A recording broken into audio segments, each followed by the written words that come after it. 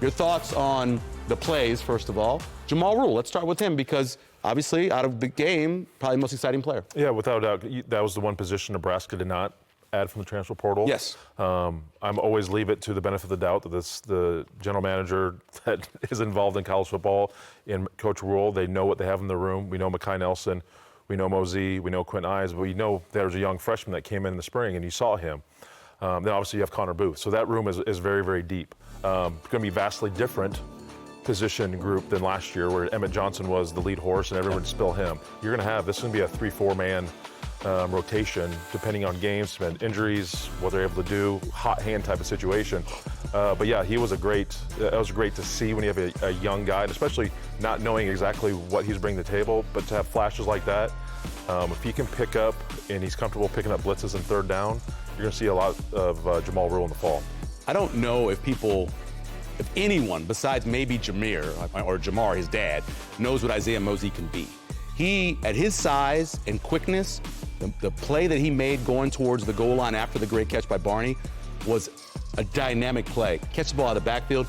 He could, I'm not saying he's number one because obviously it's Nelson, but he could be a number one. Oh, yeah, there's no question. And when he got here, I think everyone just looked at him as, oh, he's a smaller guy. Well, he's 215 pounds now, yes. Yeah. And he's really developed and made big steps in the offseason. You know, I look at like a year ago, Nebraska's running backs had about 25 carries. Emmett Johnson would take over 20 of those. This year, it's going to be about that same 25, and I think you're going to have 3 guys kind of split that up, and there's no doubt Mekhi Nelson's going to be in that group, probably Jamal Rule, and Mozee. And Mozee is probably the best receiving option. He's played receiver before. So I think they're going to use all 3 of these guys, and Calandria's ability to run should also help the running backs in different situations with the zone reads and the RPO type plays. Did you notice Kwinten Ives looked thinner? Mm-hmm. Like even in his uniform, I thought that's not Kwinten Ives, and had a couple of plays where he got to the outside. I'm not saying it's 4 guys. Yeah. But there are 4 guys who can play for you depending on what the situation is. 100%. I think having O-line additions, I think that's the strongest group, in my opinion, O-line on the offense going forward in 2026. But having a guy like that, a bigger back, you maybe utilize him in a short yardage scenario. Saw him at spurts, mainly in the non-conference, where he can pick him up and put him down. He has a little burst.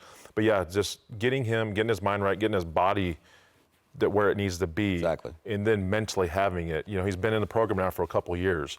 You know, when you're a sophomore and junior, that's where you kind of have to get over that mental hurdle, and he's there. It's just when his number's called with injuries or whatever it may be, can the coaches trust him to go out and execute? And it's not a simple handoff. It's picking up blitzes. We've seen Nebraska struggle at times last year. Oh, yeah.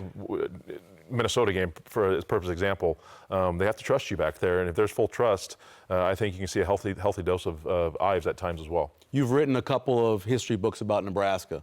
A lot of good number 44s. What do you think about Jasir Whittington and what you got a chance to see about him on Saturday? You know, I think everyone's like, is he big enough? I mean, when he was at Pitt, he played at 250. Is that what he said after the game? Which really is eye-opening. I think, can they get his body at the size it needs to be to play in this league? But he's got the pure pass rush moves, and that was something Nebraska lacked last year. And you heard Matt Rule reference that once. He goes, and we actually had a guy use a pass rush move. Like he almost took a dig at the previous defensive line coaches.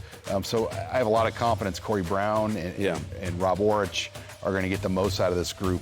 But I do think Whittington has a chance to be one of their better inside pass rushers.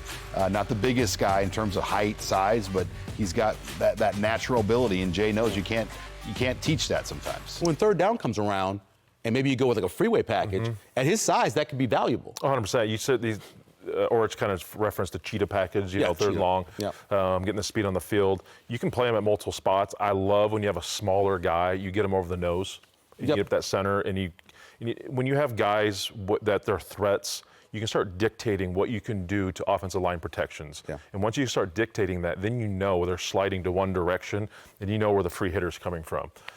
So that's a huge plus. Nebraska didn't have that last year. They didn't have anyone that twitchiness, that fast, that wasn't around. I'm not concerned about his size.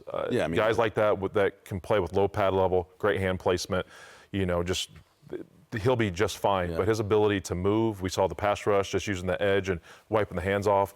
That's something that we haven't seen really since Ty and Nash in the last couple of years. But his addition is just going to elevate. Everyone's just going to be better from him. Yeah. Because then he gets. Again, Ed Oliver type. Sure. That's my comp. Ed, still playing in the NFL and was at Houston. He was also a Heisman finalist. Okay.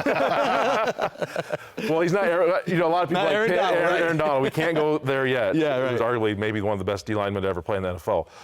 But yeah, I think just having that ability and then moving him around in third and long packages. Yeah. But you're going to see a lot of movement too within the defensive line.